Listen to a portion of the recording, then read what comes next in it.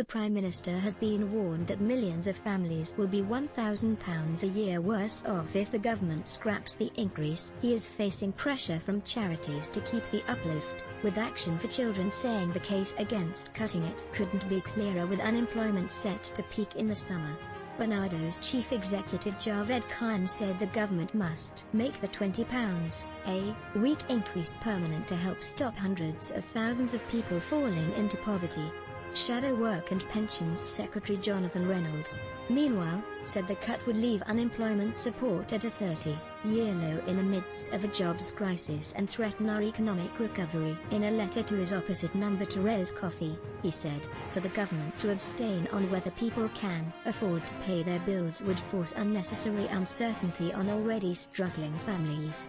On behalf of the Labour Party, I offer you our support if you chose to put aside party politics and work with us to support families through the pandemic.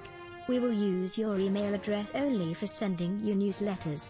Please see our privacy notice for details of your data protection rights. In a statement released by the Conservatives, Ms. Coffey said Labour would scrap universal credit and leave millions of people with an uncertain future. This Conservative government has consistently stepped up to support low-income families and the most vulnerable in society throughout this pandemic and will continue to do so, she added. Labour leader Sirkia said that failing to give families a helping hand through the coronavirus pandemic would slow our economic recovery as we come out of it. The government temporarily increased the benefit to help families through the COVID crisis, but the uplift is due to expire in April, potentially hitting the incomes of 6 million families.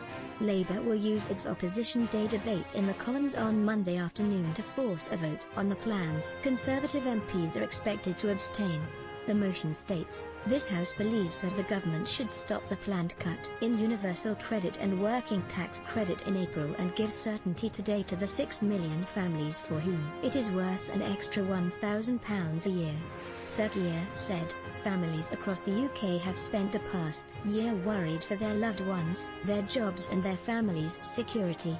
Millions of people have had to juggle childcare with working from home, have seen jobs or incomes cut or been excluded from self-employed support. If we don't give a helping hand to families through this pandemic, then we are going to slow our economic recovery as we come out of it. We began 2021 with one of the worst death tolls in Europe and the deepest recession of any major economy. Without action from government, millions of families face a £1,000 per year shortfall in the midst of a historic crisis. We urge Boris Johnson to change course and give families certainty today that their incomes will be protected. Meanwhile, a £20 a week increase in universal credit was a temporary measure, Dominic Raab has said, as he hinted that a decision on whether it would remain would not be made until March. The Foreign Secretary told BBC One's The Andrew Marr Show, we always said this would be a temporary measure. I think it is right to look at it in the round. We have a March budget coming up and I think it is right to have scrutiny right the way through, but this is a political debate rather than the government's measures which can, I think, be looked at in the round rather than dripped out one by one. He also confirmed that Conservative MPs will abstain when Labour uses its Opposition Day debate in the Commons on Monday to force a vote on the plans.